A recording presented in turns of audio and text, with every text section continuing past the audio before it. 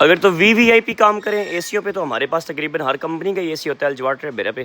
لیکن اگر ہم اسپیشل بات کریں ہائر کے اے سی کی تو ہائر کا لیٹسٹ نیو ماڈل جسے کہتے ہیں ہائیبریڈ کولنگ والا ایک ایسا اے سی جو آپ کا وداؤٹ انورٹر آپ کا 4 سولر پلیٹوں پہ آپ کا ڈائریکٹ چل سکتا ہے.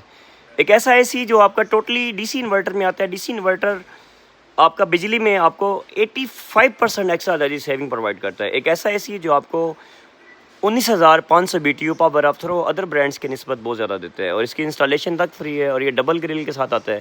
اور اگر ہم اس کے کلر کی بات کریں تو یہ 100% جسے کہتے ہیں نا گرے میٹ ایک ڈیزائننگ والی شیڈ میں آتا ہے اور ٹی کمپریسر میں آتا ہے. ٹی کمپریسر بینیفٹ کہ آپ کا یہ 63 ڈگری تک نان سٹاپ کولنگ مین اگر آپ کے پاس ٹمپریچر گرمی کا بہت بھی زیادہ ہو گیا تو یہ آپ کا اے سی رننگ سٹیپ رننگ کرتا رہے گا. اور میں ریکمینڈ کروں گا اگر آپ نے ایک اسپیشل چیز یونیک الٹریکل نیو ماڈل لینا ہے ہائیبریڈ اے سی.